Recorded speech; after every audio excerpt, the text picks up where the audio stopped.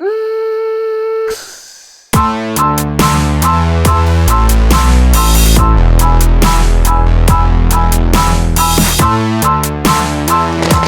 going on, guys? Working on the car here. I can't stop right now. I'm like an addict. It's Sunday, the day after it got painted. I've been working on this a good amount of the day. You can't really see right now, but I got the wiper motor in, I got the brake master in, I got the heater boxes in, that's all bolted up. I got the steering column and everything all bolted up. Battery terminal down in the firewall. And I was going to bring this to work to press the pulley back on. And someone said, oh, you should have that motor in by 6. And I'm like, gee, you're right. So I'm like, what am I going to do? I don't have a press here. Old Faithful works every time. Just took my torch to this, heated this neck up, and it poof, fell right on. So we're going to get the water pump. I was going to be able to stick the motor in because the water pump holds the motor plate on. Now, one thing I did, which I don't know if you can really see here, it's kind of a pain in the ass to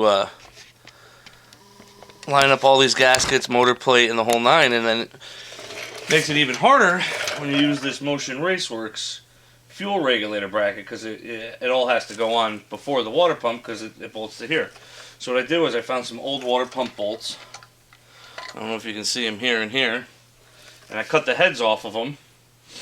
And those are going to be just studs. You could slide it on, get the other bolts on, and then take them off. So I got AC Delco gaskets these times, straight from the dealer. There's a set already on the back side of the plate here, which you obviously can't see.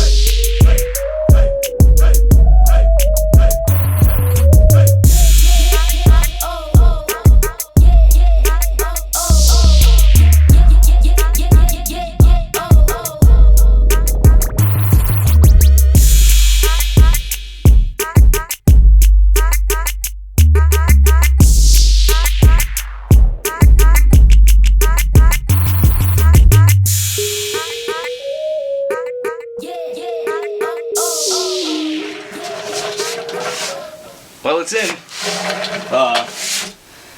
Looking pretty good, huh? Notice I've got some shiny bits this time. I spent some time polishing the motor plate. I polished up the alternator bracket, the tensioner a little bit, the valley cover a little bit. Nothing crazy. Just the flat stuff that was pretty easy to polish. I'm leaving the polishing up to the pros because that's a shitty, messy industry. I don't want no part of it.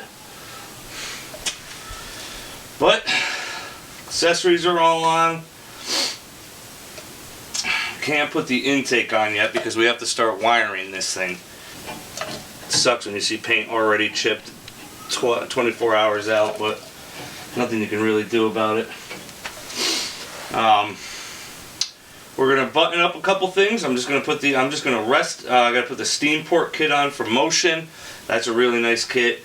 I gotta drill some holes in that inner apron behind the strut tower. I gotta drill 2 for the brake lines, for bulkheads, and 1 for fuel line, 1 for the return. We'll do that this video. We'll do the steam port this video. I gotta take these fittings back out and reseal them. I can see on the bottom side just ever so slightly leaking. What else? I don't have my manifold, so I can't put the turbo kit on. I can put the turbo on. Manifolds are out getting ceramic coated. So I can't really, I guess I could put the turbo and the downpipe on. But nothing really crazy there. Still need the intercooler to come back. Well, I'm sorry, the intercooler ends to come back, so I can weld those on. But let's get the steam port kit on. Had a celebratory beer. I have the Motion Raceworks kit. It's a nice kit. It's kind of expensive. Oops, as I drop it and scratch it and bend it. But I got this on Black Friday. It was a good price on Friday. And everybody's like, oh, it's a luxury item. Yeah, you're right, but the factory 4 ports are going for over $100 now. So this one, I think it was like $155 on Black Friday. Not bad. Take this stupid, this is my piece. They have like a little short one that comes with it that's not flared, or it is flared, but I don't know. And then they put these stickers on here, which I'm not really a fan of. I gotta peel it all off and clean it up. Let me do that. Well, I already have the pieces on the cylinder head. I did that when I put the motor together. If you can see them here, obviously 4 corners. But let's see how this thing lays in here.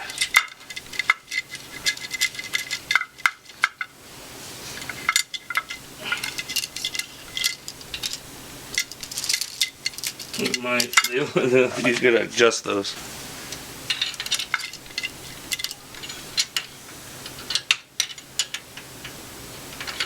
A little adjustment and that's in there. I'm gonna have to tighten it all up. Nice little kit.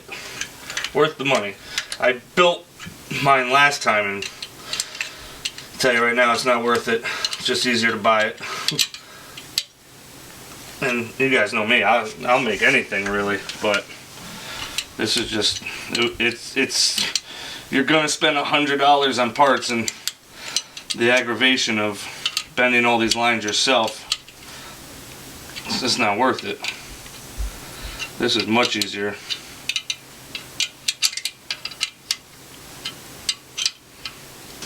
I got that made. I wasn't going to show you guys me putting that thing on and off about 100 times to get it fit right, but it's in there, it's good. Now I'm going to fix my heater core fittings here, because they are little signs of leakage. You see that right there? That's yucky water coming out.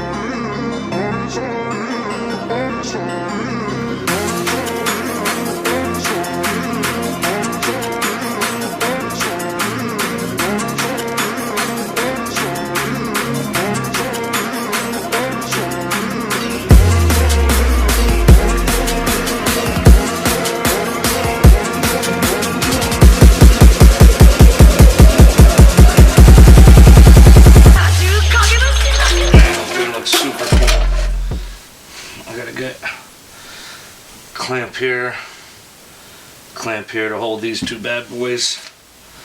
This alternator's got a pretty thick tab here. Maybe I'll drill it, tap it, and put 1 clamp there, and it holds it. I might remake this because I could take like a ½ an inch out of that hose. But we're gonna move on to drilling that fender well over there. Drilling fresh paint's always fun. I marked with some blue tape down here, and you can see my 2 holes that I drilled through, which are going to be for the brake lines, come through right here. I got to take this tire off so I can get in there and drill correctly. And these are going to be for the two holes are going to be for two -3 bulkhead fittings for the brake line.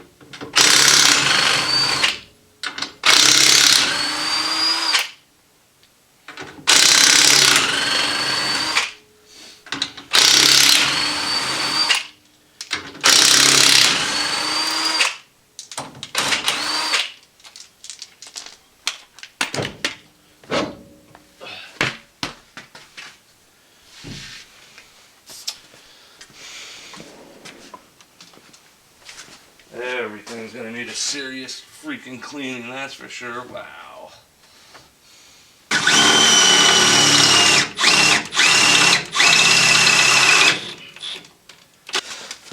Oh, I put the shorter sides in here just because of the wheel, because these are both going to be 90'd off, you know, so I want to leave as much room as I can. And now we got to make some brake lines. This one here is going to go to this, which is for the rear. Got some overspray on that. And then this one here is going to be the main for the fronts. And then I have to turn this one around because it's going to go actually out there.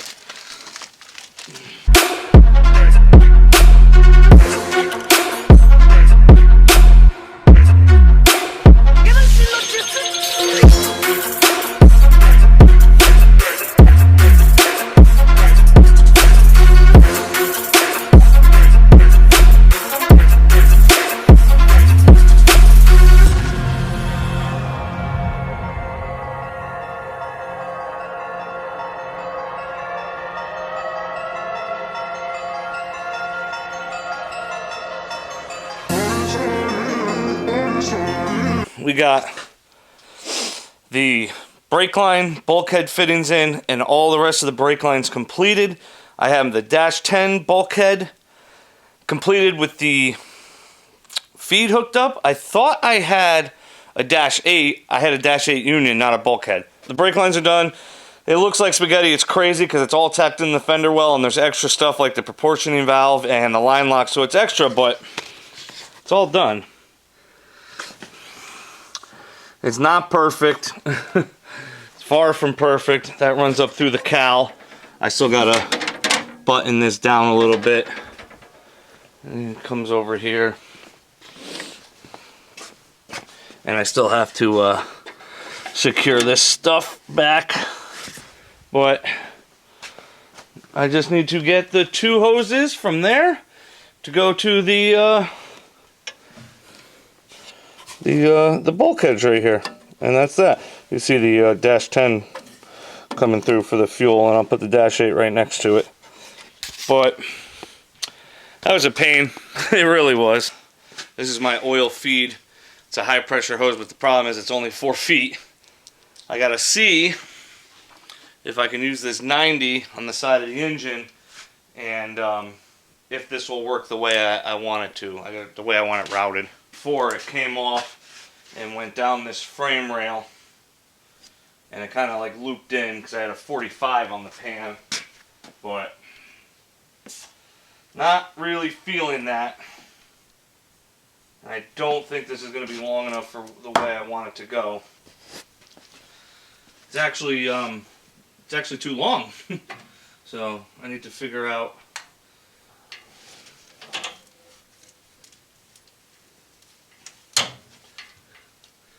if I can snake some of this line somewhere.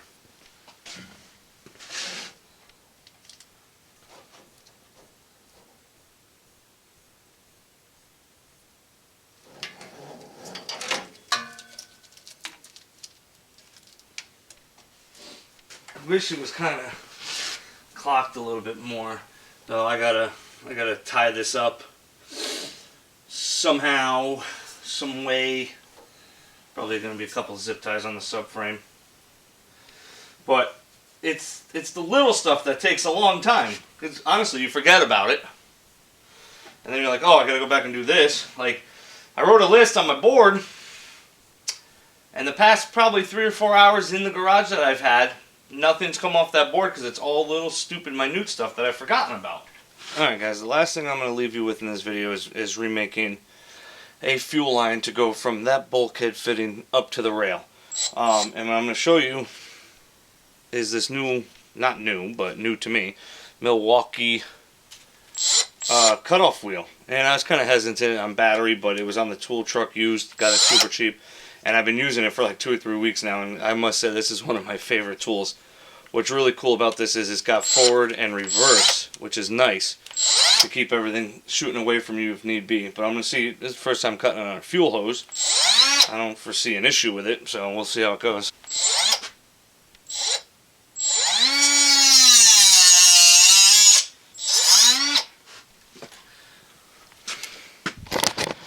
This little thing is sweet. I love this thing. It makes it really nice to not have to fire up the compressor and drag an air hose or, you know, to cut something with it. It's beautiful.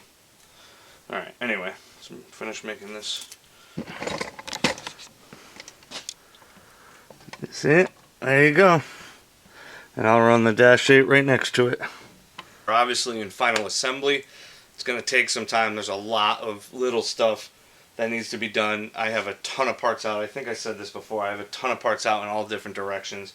So waiting for those to come back. So I'm doing as much as I can with what I got, trying to get this all in and done and just going. But guys, get in the garage. A lot of you are out of work, which I feel bad for. I'm still at work. They cut our schedule in half, but still at work. But I do get 4 days off every week now. Get in your garage. Not everything you do to your car has to cost money. There's a lot of little stuff that you can do to progress your build. Like that fuel line didn't cost me any money. It's stuff I had on the shelf. The one thing that's going to cost me money is that bulkhead. I got to buy the bulkhead, but stuff's kind of on hold right now. Get in your garage, grab a cold drink, especially now. Working on those hot rod guys. Have a good night.